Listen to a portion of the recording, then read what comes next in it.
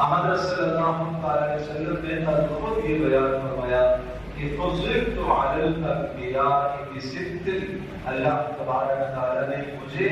دیگر انبیاء پر فضیلت عطا فرمائی ہے 6 چیزوں کی وجہ سے، یعنی 6 خصلتیں اور خوبیاں ایسی ہیں کہ ان خصلتوں کی وجہ سے، خوبیوں کی وجہ سے اللہ نے مجھے دیگر انبیاء علیہ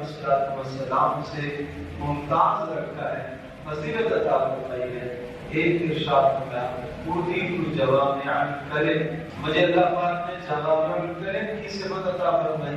جوامع الکلم کیا ہے؟ رسول اکرم صلی اللہ علیہ وسلم کی مبارک زبان سے نکلنے والے الفاظ مختصر ہوتے تھے، لیکن ان الفاظ کا معنی بہت وسیع ہوتا تھا، بلکہ فصاحت اور بلاغت اللہ نے محمد صلی اللہ علیہ وسلم کو بہت بلند و بالا عطا فرمائی تھی۔ دوسرا محمد صلی اللہ علیہ وسلم نے ارشاد فرمایا وَنُصِرْتُ بِالرُّعْبِ، کہ اللہ پاک نے میرے اندر کا روح دشمنوں پر ایسا طاری کیا ہوا ہوتا تھا، مسیرۃ شہر، 1 مہینے کی مسافت سے دشمن مجھ سے بھاگتا تھا۔ اس طرح سے اللہ پاک نے یہ خصلت عطا فرمائی تھی، رسول اکرم صلی اللہ علیہ وسلم کا روح اس طرح سے دشمنوں پر چھا جایا کرتا تھا۔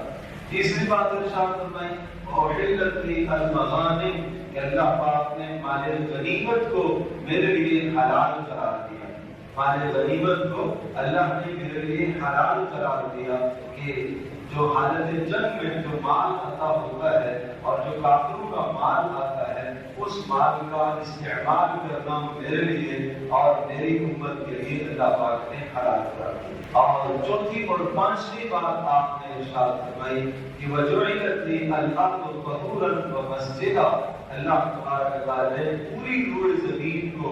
میرے لیے، میری امت کے لیے پاکی کا ذریعہ بنایا، یعنی جہاں سے پاکیزہ مٹی اٹھا کر تیمم کرے، تیمم کرنا جائز ہے پانی نہ ہونے کی صورت میں، جبکہ گزشتہ امتوں میں ایسا نہیں تھا، وہاں تیمم کا حکم نہیں ہوتا تھا۔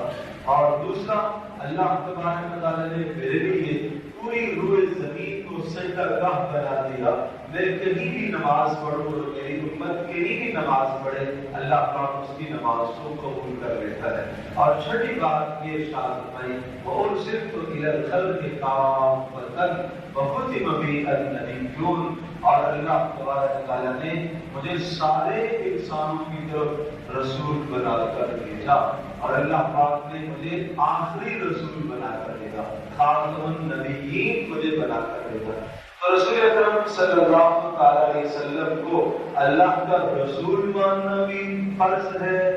جو آدمی اللہ کا رسول نہیں مانے گا اسلام سے خارج ہے۔ بالکل اسی طرح سے رسول اکرم صلی اللہ علیہ وسلم کو اللہ کا آخری رسول ماننا بھی فرض ہے۔ کوئی آدمی اگر آخری رسول نہیں مانتا، رسول مانتا ہے، آخری رسول نہیں مانتا،